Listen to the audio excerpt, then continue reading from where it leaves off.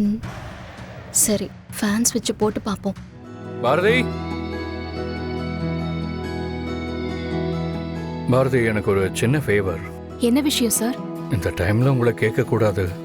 நேற்று தான் உடம்பு சரியில்லாமல் இருந்தீங்க. வேற வழி இல்லை, அதனால தான் கேட்குறேன்.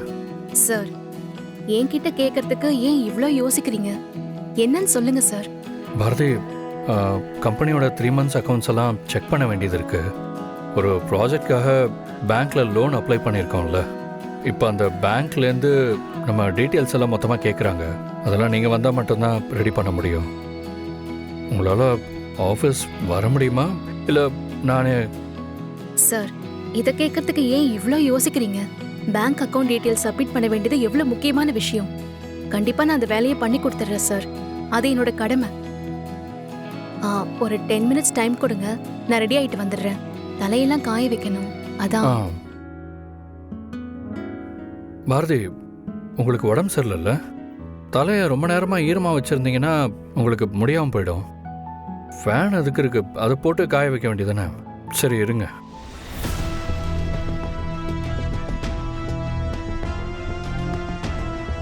மாமா, என்ன மாமா, என்ன நடக்குது?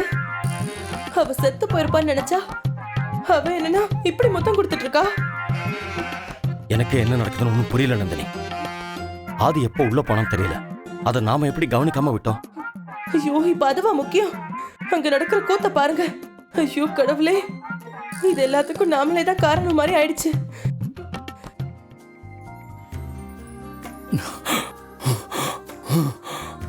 ஆதி, ஆதி, இங்க பாருங்க. ஆதி, ஆதி, எந்திரிங்க ஆதி. பாத்து பாத்து ஆதி, பாத்து. ஆதி, உங்களுக்கு ஒண்ணும் இல்லைல்ல? Are you all right?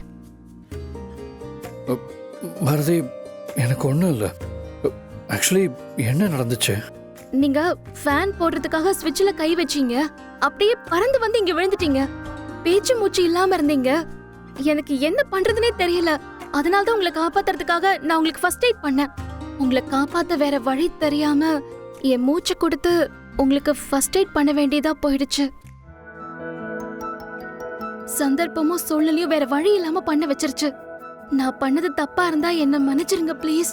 எனக்கு என்ன பண்றதுனே தெரியல. என்ன பேசுறீங்க? நீங்க உயிரை காப்பாத்திருக்கீங்க. இந்த மாதிரி டைம்ல ஃபர்ஸ்ட் எய்ட் பண்றதுக்காக நீங்க பண்ண விஷயம் ரொம்ப காமன். இதுக்கெல்லாம் போய் மன்னிப்பு கேட்குறீங்க. உண்மையை சொல்லணும்னா நான் தான் உங்களுக்கு தேங்க்ஸ் சொல்லணும்.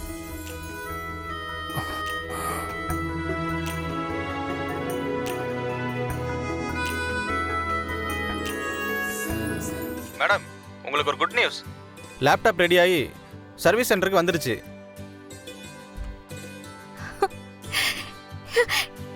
என்ன சொல்றீங்க சந்தோஷ்? மை காட், நிஜமா தான் சொல்றீங்களா? ஆமாம் மேடம், நான் அப்பப்போ அப்டேட் கேட்டுட்டு தான் இருந்தேன். ஆல்மோஸ்ட் ரெடி ஆயிடுச்சுன்னு சொல்லிட்டே இருந்தாங்க. திடீர்னு அந்த சர்வீஸ் சென்டர்ல இருந்து ரெடியான லேப்டாப்லாம் நேற்று கொடுத்து விட்டாங்க. செக் பண்ணி பார்த்தப்போ உங்கள் லேப்டாப் அதில் இருந்துச்சுன்னு தெரிஞ்சது. அதை பார்த்ததுமே உங்களுக்கு ஃபோன் பண்ணிட்டேன் மேடம். சந்தோஷ், நீங்க இப்ப சொல்றத என்னால நம்பவே முடியல. ஆனா இது எவ்வளவு பெரிய விஷயம் தெரியுமா? ரொம்ப ரொம்ப தேங்க்ஸ். நீங்க லேப்டாப் ரெடி ஆயிடுச்சுன்னு சொன்ன உடனே எனக்கு தலையும் புரியல, காலும் புரியல.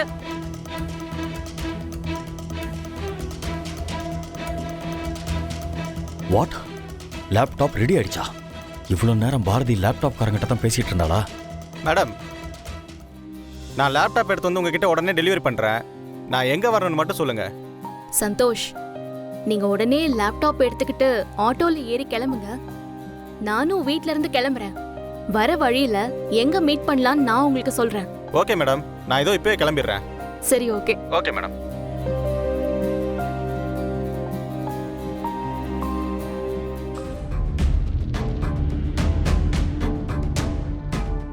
மேடம், அவ யார் கூட போன்ல பேசிக்கிட்டு இருந்தா?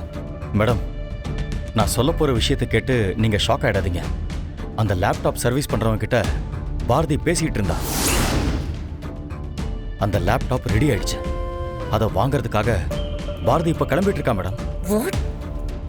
போச்சு, எல்லாம் போச்சு. இவன் இந்த ப்ரூஃபை காட்ட தான் கல்யாணத்தை நிறுத்த பிளான் பண்ணிக்கிட்டு இருக்கா.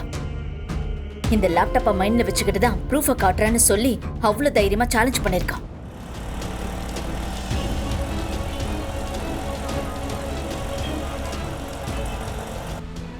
பாரதி ஏன் இவ்வளோ டென்ஷனாக கிளம்பி போனாங்க? அவங்க முகம் நார்மலாகவே இல்லை. ஏதோ ரொம்ப சீரியஸாக யோசனை பண்ணிட்டு என் மேலே விடுற மாதிரி வந்தாங்க.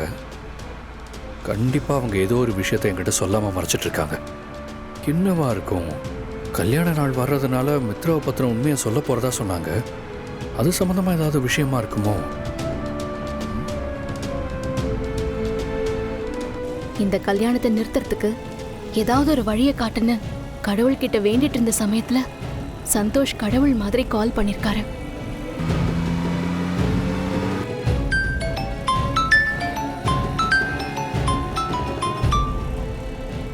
சந்தோஷ், மேடம், நீங்கள் சொன்ன மாதிரி நான் ஆட்டோவில் வந்துட்டு இருக்கேன். நீங்கள் எங்கே வரணும்னு சொல்கிறீங்களோ அங்கே நான் வந்துடுறேன் மேடம். வலசர வாக்கத்துல ஒரு முருகன் கோவில் இருக்கு, அது உங்களுக்கு தெரியுமா? மேடம், நல்லா தெரியும் மேடம். நீங்க அங்க வந்துருங்க, நானும் வந்துடுறேன். Okay madam. உங்களுக்கு ஏற்கனவே நடந்த விஷயம் தெரியும்ல, கொஞ்சம் கேர்ஃபுல்லா இருங்க. யாராச்சும் ஃபாலோ பண்றாங்களான்னு கூட செக் பண்ணிக்கோங்க. புரியுது மேடம், நான் கவனமாக இருக்கேன், நீங்கள் கவலைப்படாதீங்க. ம், சரி, தேங்க்ஸ்.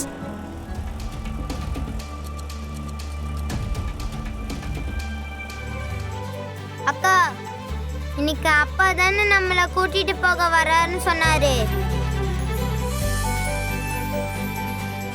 இன்னும் அப்பா வரல. எனக்கு பசிக்குது, ஏதாச்சும் வாங்கி சாப்பிடலாமாக்கா? உனக்கு எதா வேணுமா?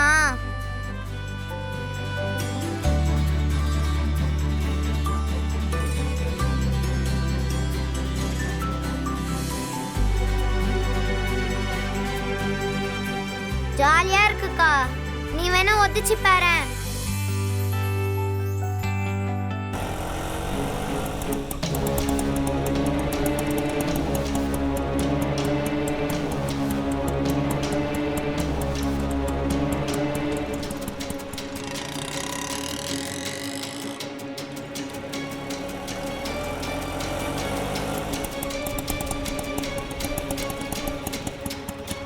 அண்ணா இந்தாங்க.